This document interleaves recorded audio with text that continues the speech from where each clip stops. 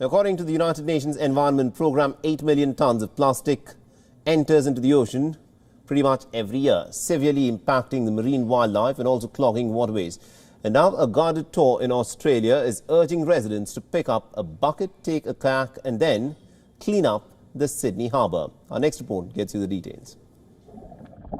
By 2050, it is estimated that by weight, there will be more plastic than fish in the world's oceans, threatening marine life and ecosystems all over the planet.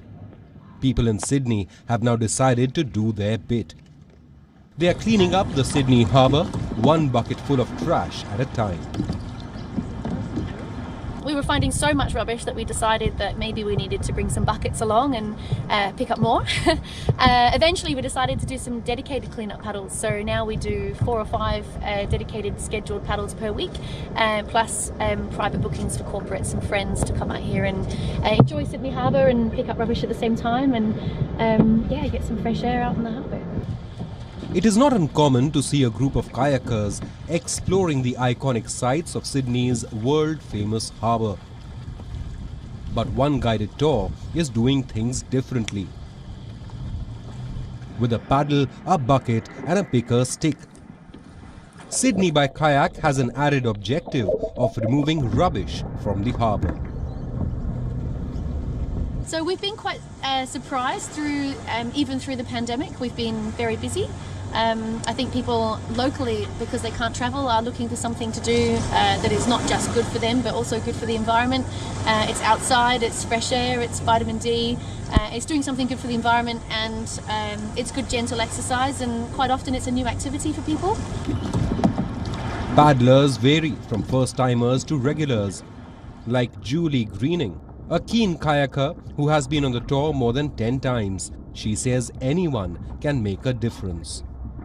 And the best things I've picked up was a $50 note and a $20 note. So that was my lucky day. Sometimes I have my doubts, but of course it's worth it. Every little bit's worth it. We're 7 billion people on this planet, so if everyone does a little bit, of course it's going to help. It's got to. The trash collected includes wine bottles, trophies, books and regular plastic. Stone is using the money from the tours to purchasing of sea bins, which collect marine debris.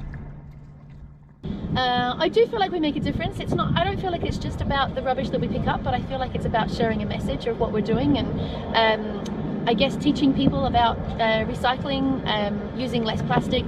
I think a lot of people walk around the boardwalk and think that Sydney Harbour is beautiful and pristine, and it is a very clean waterway compared to others in the world, but once you're down here in a kayak or if you go for a swim, you really notice just how much rubbish is down there, so I think it opens people's eyes up.